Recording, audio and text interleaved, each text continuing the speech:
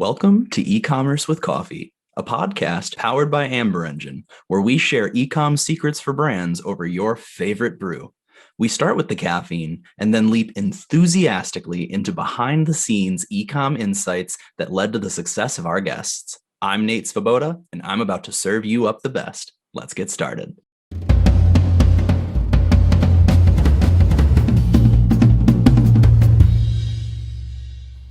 Hello and welcome to today's episode of E-commerce with Coffee. Today, I get to speak with Caitlin Glass. She is the founder and CEO of 56, which is an e-commerce and retail and lifestyle brands.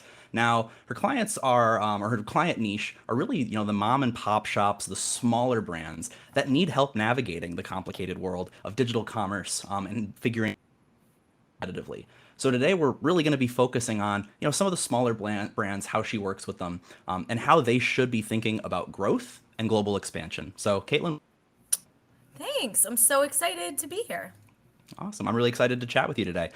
Before we dive into it, I imagine that caffeine's got to play around all the time. Oh, at least 3 cups a day.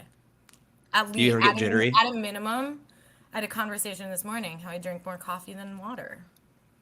Well, that's okay because coffee is a significant percentage of water. It's perfect. It works. I put the what's your favorite brew? Do you just straight out of a Keurig? Do you brew it? So I make my own cappuccinos every morning with the little milk foamer and the espresso little. I don't know the proper terminology for any of it, but you know the thing that you dump the thing in and you twist it, and espresso comes out. Yeah. Or a Starbucks barista would do. I remember you mentioning that now. It's like a little mini thing of those. If you're ever in New York, you have to check out 9th Street Espresso. It is my favorite coffee in the city. So I'm pretty sure with all due respect to them, they're tiny. I probably place the majority of their online orders. But get my beans from them, then I have a grinder and I have my mug. That's awesome. I've nothing to start off a day like a good. Or you get it from somewhere. Oh yeah, I start my day with coffee. I end my day with coffee. It's just you could put an IV of coffee for me. Well, hopefully it doesn't come to that, but that's hilarious. Well, so Caitlin, correct me if I'm wrong. This wasn't really a huge focus in the world when you started back in your career. Talk to me a little bit about what has changed and maybe what are some of the things that you had to adapt. Yeah. Yes. I am so old that I remember when the internet didn't exist. And I'm like that generation that's too old to be on TikTok, but like really wants to be. But my first job, I thought I was going to be a buyer forever. I thought I was going to be a buyer at Bloomingdale's, and that was my life. And I was going to be Rachel Green, Friends reference, my entire life.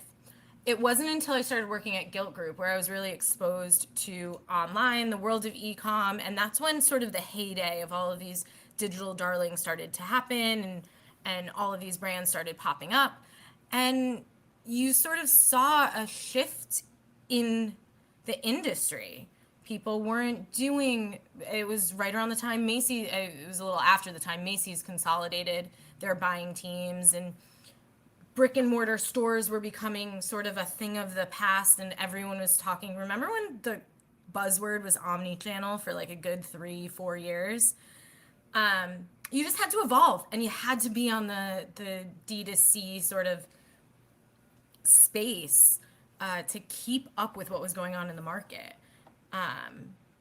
I've seen it go from sort of word of mouth and spray marketing with a billboard in Times Square to really targeted campaigns in a matter of years. And, you're right that, if you compare marketing 15 years ago and marketing today, there's so much more data involved, right? There's so many more data points. There's so many more metrics that you're focusing on. And, I believe, correct me if I'm wrong, you started out really on the market and then over time have more transitioned to the ops side of things. Can you talk a little bit about, why that move occurred and, maybe just kind of a little bit about your thoughts? Yeah, so I I have been sort of in the e-com space for the past 12, 13 years in various roles. I came on board at a company called Moscot, which is a fifth generation optical brand, back in 2017. And I did their digital transformation, effectively was one of their first kind of marketing hires. And we were managing a paid agency and putting marketing strategies together.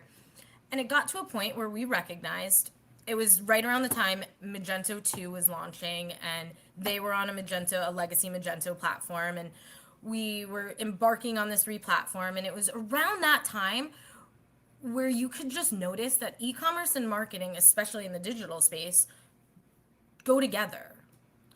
And you can't have one without the other. You can't have marketing without a great platform and a great website, and you can't have a great website without great marketing.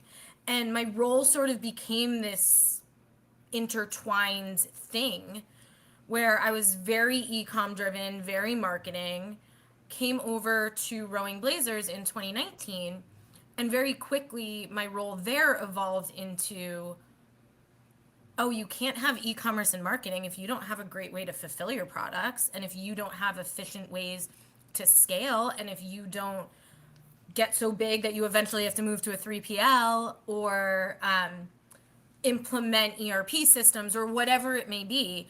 And it was right around the time of COVID, and the team needed leadership, and my transformation into sort of a more ops COO role sort of happened very naturally there.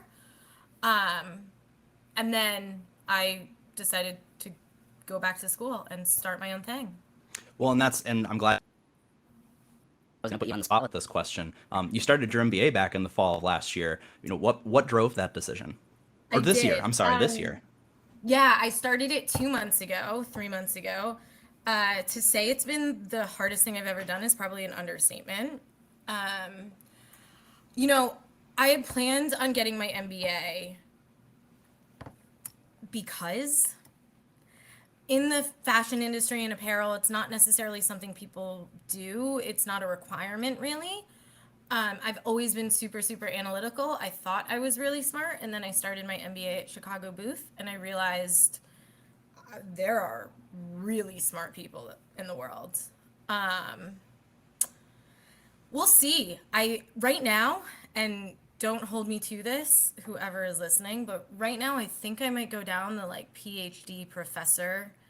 Behavioral marketing is really interesting to me. That's kind of why I think we had talked about this.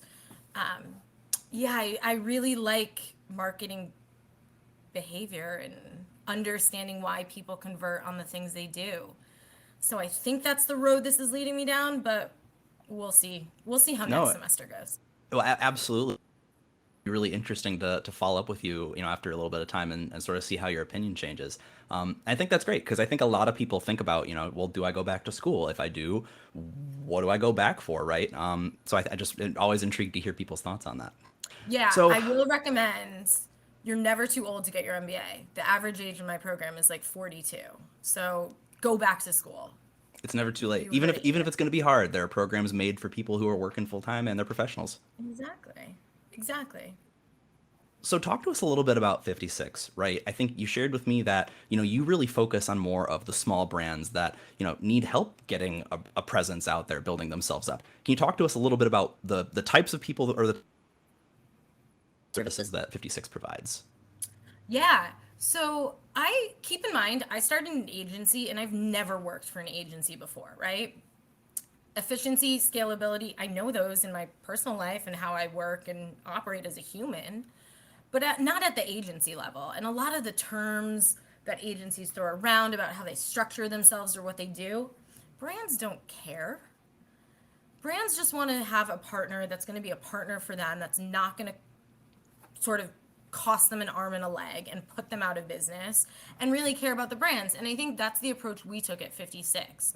Was there are a lot of mom and pop and very early stage wannabe D2C brands that just simply don't know where to start. And I always say to a lot of our clients, it's a lot easier to become the Aways, the Glossiers of the world with a lot of this VC backed money than it is to have a $500 a month ad spend. However, maybe that's not the right strategy for you. Let's rethink how we can grow your audience. You've got a really great concept or product or whatever it is. So I started 56 with the idea of there's this void in this agency market space of helping these small brands. Agencies are either too expensive or too robust for what they need. We offer everything from site builds to site maintenance to performance market. We've got sort of two arms. So we've got the e-com, the site maintenance, ongoing scopes. Then we've got performance marketing, paid social, organic, email. I love email marketing. I could talk about that all day. So those are sort of my favorite projects.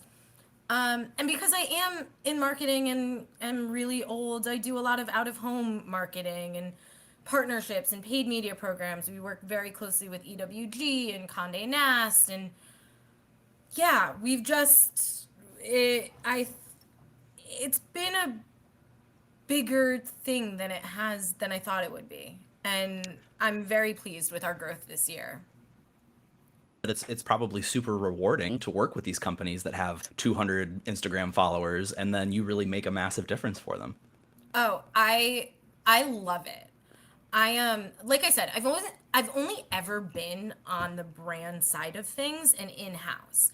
And I have always gotten this sense, I just always feel very rewarded when a campaign you run, you'll see someone wearing a sweater down the street.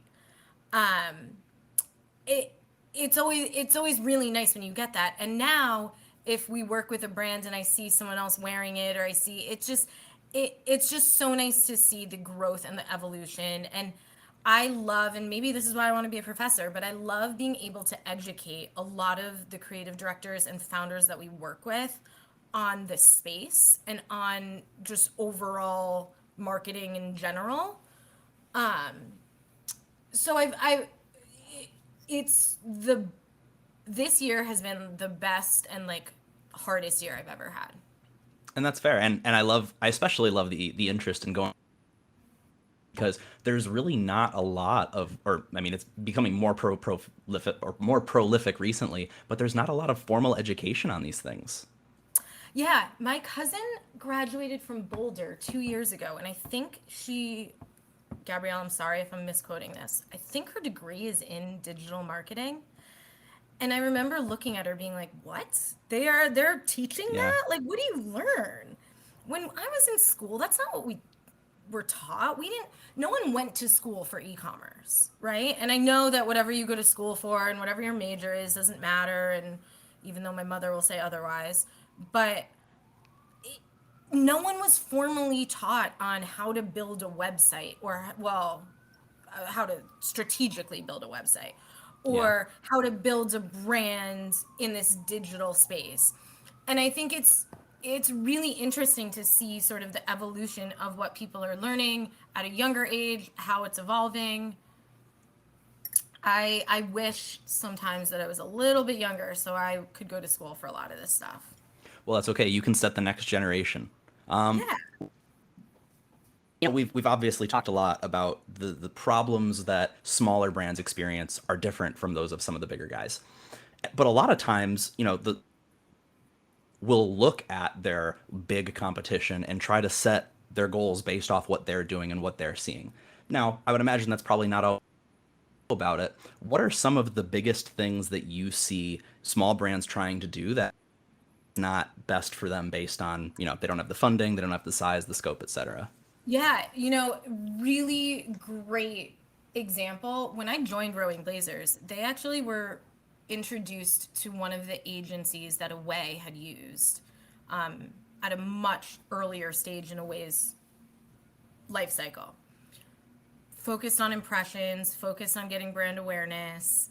Well, for a small company that was cognizant of ROAS and didn't have unlimited funding, it wasn't really giving them the reward that they wanted to see. And I think one of the things that's most critical is finding an agency that's going to play well with you where you are in your life cycle as a brand, not necessarily where you want to be. Right now, it's not hard to spend $10,000, $20,000, $30,000 a month on these platforms and get a bunch of impressions. But for a lot of small guys who are very budget constrained, they need to figure out the right strategy for them. And sometimes agencies that work with bigger brands just aren't as nimble as what they need. And so I guess talk me, and again, this is going to be different for every single client that you talk to, but like when you say, it depends on the stage or the life cycle that they're, what are some of the things that you and your team go through when you're having that conversation? If you're onboarding someone who comes in, they say they want to work with you. Yeah, right off the bat, and this is also because I love email marketing. It's literally my favorite sort of subset of what I do. The first thing that we talk about is what's your email list size? How'd you get your email list? How often are you sending emails? What percentage of your business is email marketing? 9 times out of 10, the brands that we work with, regardless of size, regardless of budget, aren't utilizing their organic channels in the best way. So a lot of what we do is we'll do an email audit, email implementations, get them to a place where they're really sort of set with their ongoing email, their email acquisition, and then also CRM too. We do a lot of work. I love a company called Optimove in this space who does a lot of CRM work. And we'll partner with them to really build scalable and efficient email marketing campaigns. So that's sort of the first thing that we'll do. We'll utilize everything we can in our sort of organic toolkit. Then we'll start looking at, okay, what paid is right for you? Where in your life cycle are you? Do you need new customers? Do you need retargeting customers? Is display the right fit? Is brand awareness where we want to go? What are budgets? How do we sort of figure out what platforms are the best? What's your market? Where do you want to be? What are your competitors? And we sort of will craft sort of one-off engagements and ongoing scopes with our partners based on all of those things. Who your And competitors are. what you just outlined probably answers this question, but just to you're right on a nice bullet point. Why are you such a big fan of email marketing? It's fun. I'm so bad at being succinct. It can be multiple bullet I you know, here. I find it so I find customer life cycles to be so interesting. And I love the fact that for a while, remember when like way back when it was like, oh, you're not doing email marketing right if you don't have an abandoned cart series up. Well, yes, that's true. It's also 2021. If you don't have an abandoned cart series up, then we Bigger gotta, problems going on there. yeah, come find me. But like now it's okay, you've got your abandoned cart series, but what comes next? What comes after they've had their abandoned cart for 3 months and they haven't bought from you yet? How do you target them? Because it sure as hell is different than someone who just signed up for your email list a week ago. Yeah. So I find it I love email segmentation more than anything. That's so nerdy when I hear myself say it.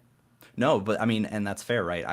I've heard you talk a lot about, how passionate you are about lifetime value, right? And how there's really not enough people that focus heavily on that. Because it's great. You can bring people in to buy your product, but you want them to come back and buy more from you because they like you, they like your brand. So to shift gears a little, really excited to chat about is expanding globally, right? Because I know that how can these smaller brands think globally, even just outside of Canada, right? There's so many countries in the world. Maybe talk to us a little bit about why most brands initially want to expand globally, right? The answer may be obvious, but what are your thoughts? Yeah, a lot of brands that I work with will know that international is important because they'll have visitors and they'll have traffic to their website from Europe, from APAC, from LATAM, wherever it is. And they'll know that it's increasingly important. In terms of reasons to go global, I think we live in this world now where you might be sitting in your apartment in London and want a brand from New York, and you might not even know that they're a New York brand. You might have seen them on Facebook or you saw the sweater because someone else is wearing it and you want it, but how are you supposed to know that you couldn't get it because it's all the way in New York? And we're all global citizens. I'm a big proponent of small brands going global and going global early. So, and then I guess that makes my next question. How do you decide when or if it's the right time? I guess what are some of the things you look at to make that determination? Yeah, I am insanely biased in this, and I will never say it's the wrong time. I always say like it's not late, it's not early enough. You need to do it. You need to do it now. There's more efficient ways, and there are more expensive ways to do things like that. I prefer working with a platform called Flow.io that really, with a few clicks, makes it easy for you to go global anywhere.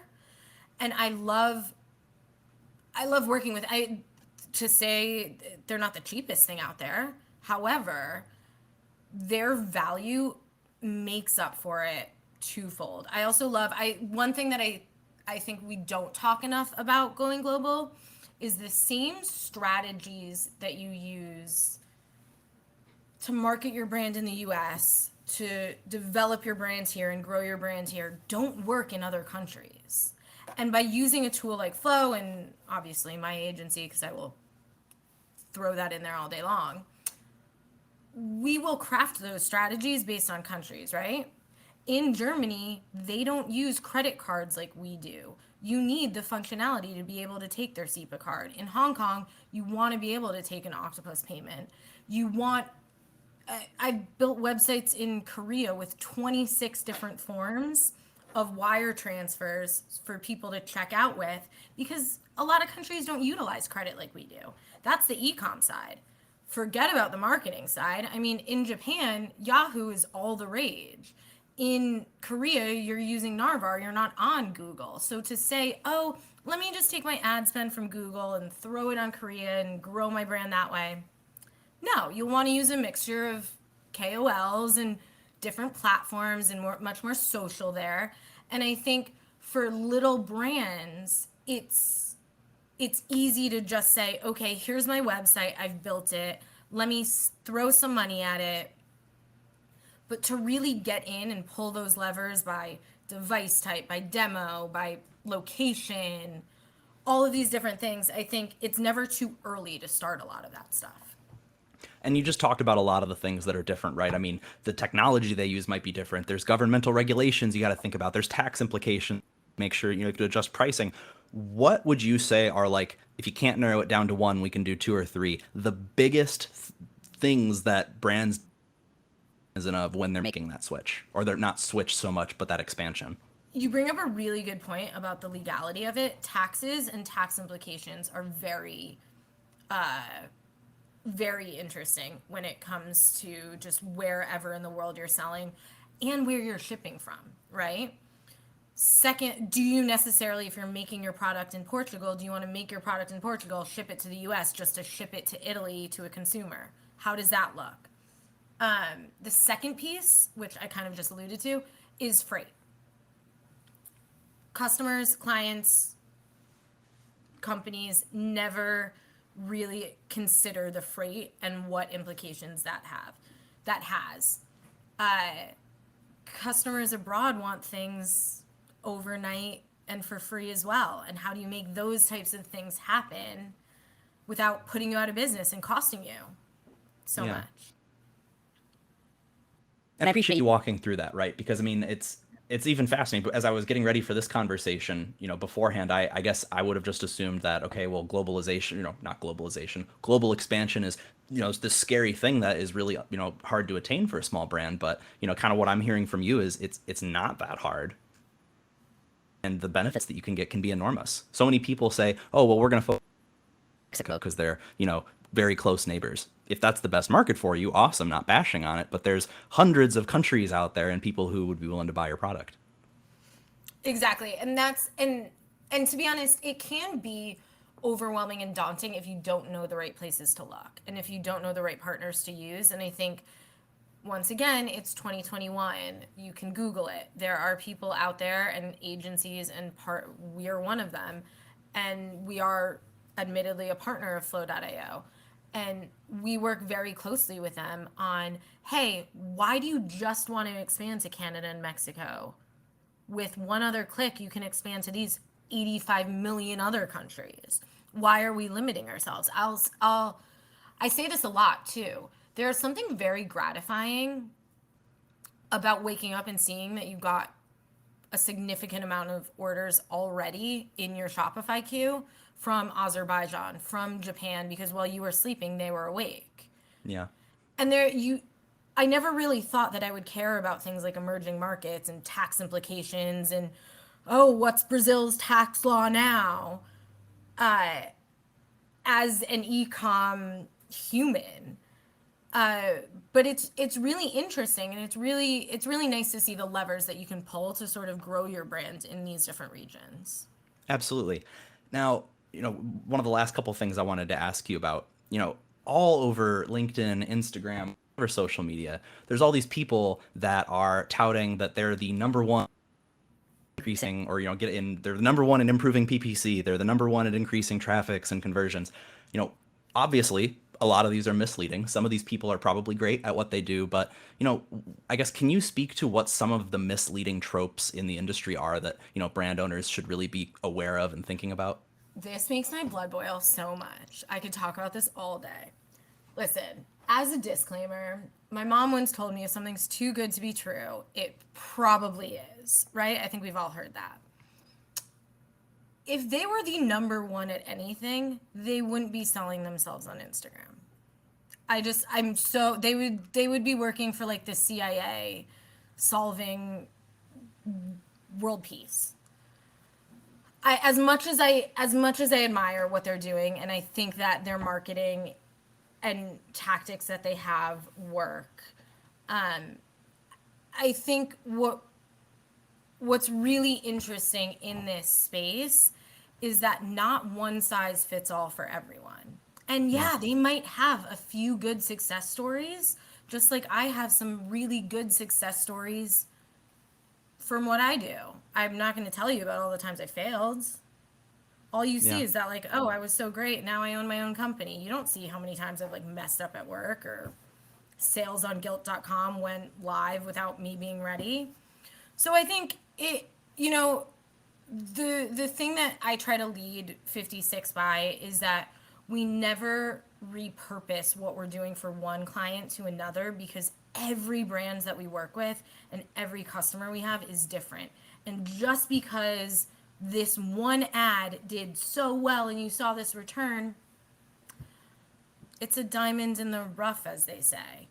And you constantly need to be at the forefront to make sure that you're kind of appeasing all of your clients and able to be nimble enough to help them.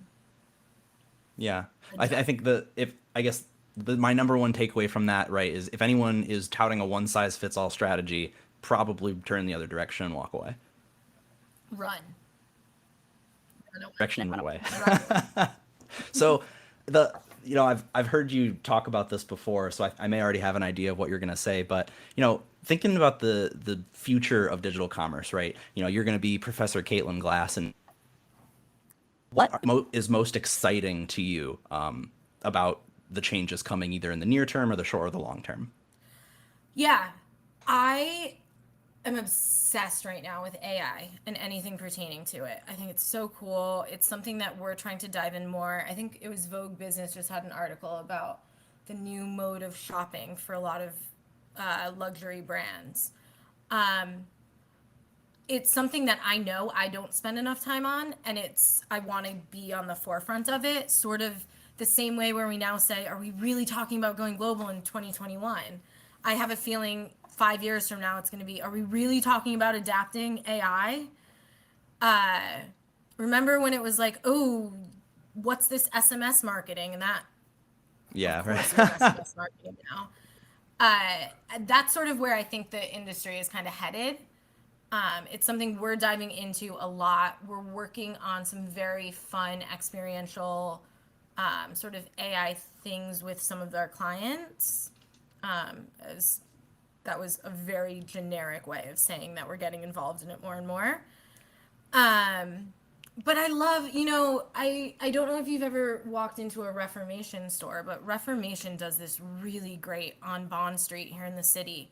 Down in Soho, one of their stores, they've only got one item of each on the racks. You walk in, you have floor to ceiling screens. You swipe through, you pick what you want, your name gets called, you walk into a dressing room, fitting room. All of the clothes that you just picked are there, waiting for you in your size. What a time to What? be alive. It's literally it's so I mean, a part of me does miss like browsing through racks like I used to in high school, but it's such a cool experience. Yeah. And Well, granted, that strategy isn't gonna, my mother will never do that. But it's staying on top of what those trends are. yeah, and I think you alluded to this at the beginning of that, but it's always really interesting. These makeup companies that are now making it so you can just look on your phone and it'll show you what it looks like on your face when you're in the Oh, yeah. QR code on the shelf. So I like that. I like that prediction. There's lots and lots of cool stuff with technology, and it's going to permeate every single industry. It's not going to be fashion. It's going to be everything. It's going to be everywhere. Cool.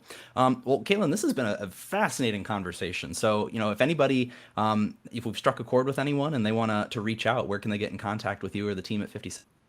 So, email is the best. I am simply KG at 56NY, and 56 is spelled out. 56ny.com, our website, 56ny. We have Instagram, 56ny, because we are millennials. Yeah, you can find us on LinkedIn, everywhere. Everywhere, just 56NY. That's Just the common one. 56NY.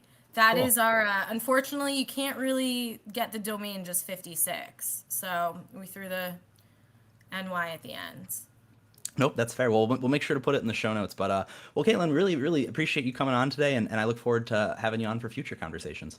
Thanks so much, Nate. I will talk to you soon. That sounds good. Thanks, Caitlin. That's it for this episode of E-commerce with Coffee, powered by Amber Engine. If you haven't gotten your fix yet, be sure to get more e-commerce brand secrets on our website at amberengine.com. And don't forget to subscribe for more episodes.